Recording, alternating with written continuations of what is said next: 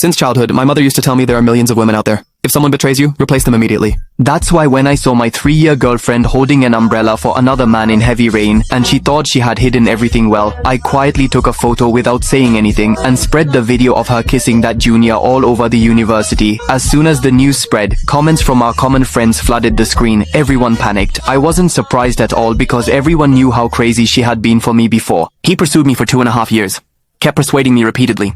After proposing 88 times, I finally said yes with difficulty. I kept staring at that post and suddenly felt like his 100% love had been forcibly divided into 2 parts, half for me and half secretly given to someone else. I didn't ask her any questions or create any drama. I just quietly deleted all my social accounts, packed my things, and left our house without looking back. The next morning, she got a call from her friend. "Have you gone crazy?" Hearing this, she was startled, but her friend didn't give her a chance to think and started scolding her directly. "Do you even know what you have done?" After being scolded, she understood the real meaning of the matter. She suddenly stood up. "What do you mean? Speak clearly." She was about to respond when she remembered that she was in the hospital with someone else, so the words stopped in her mouth. The friend understood why she was silent and got even angrier.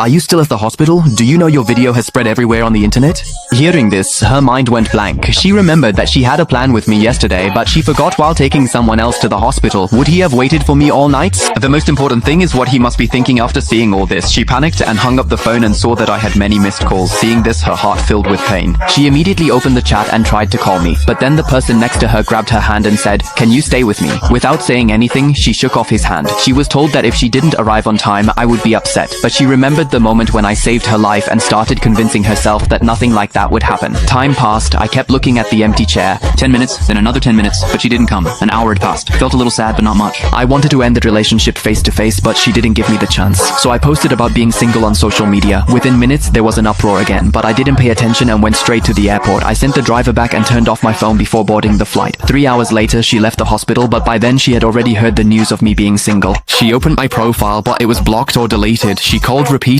but each time only the cold machine voice came. She couldn't understand what was happening. It seemed like her world had changed. When she reached the place where I had called her, she looked everywhere, but I wasn't there. It was the same cafe where we often met. Everywhere she looked, she saw memories of me, but everything ended in a moment. Upon asking the staff, she found out that I had sat there for 2 hours and left. When she checked the time, she realized that I'd arrived on time and had waited for an hour. Thinking about what I might have thought in that 1 hour made her heart tremble. She realized that I was truly angry. She started crying and kept calling repeatedly, but there was no response. Even after the friend arrived, the situation did not improve.